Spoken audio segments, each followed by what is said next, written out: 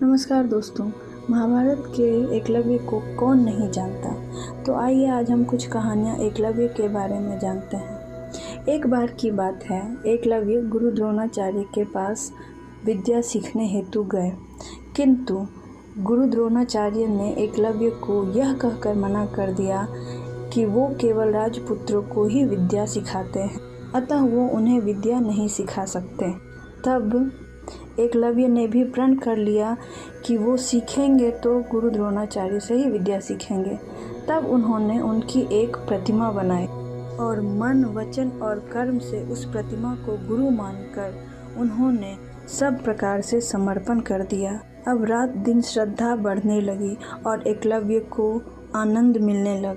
वो उस मूर्ति की पूजा करते और उसी से ज्ञान सीखते और प्रतिदिन गुरु की आज्ञा लेकर अभ्यास करने लगते। एकलव्य दिन में धनुर्विद्या का अभ्यास और रात को ध्यान का अभ्यास करते। इस तरह वो बहुत सी कलाएं सीख गए।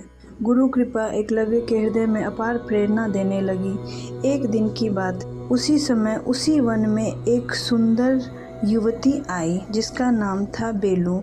वह भी धनुष विद्या सीखने के लिए वहां आई थी और मन में श्रेष्ठ धनुर्धर बनने की इच्छा थी। उसने अचानक एकलव्य को देखा तो मूर्ति की तरह स्तब्ध हो गई। लंबी लंबी भुजाएं और सिंह जैसे कंधे और वर्ण चौड़े सीने वाले एकलव्य को बेलू एक टक देखती रह गई। एकलव्य ने आंखें घुमाकर जब देखा तो बेलू को देखकर उनके भी प्राणों की गति बदल गई। सुंदर गाल और कमनीय शरीर को देखकर एकलव्य अधीर हो गया। आंखों से आंखें बात करने लगी और दोनों एक दूसरे को प्रेम करने लगे। एकलव्य ने कहा कि इस घने जंगल में बहुत से पशु रहते हैं, इसलिए तुम यहाँ से चली जाओ।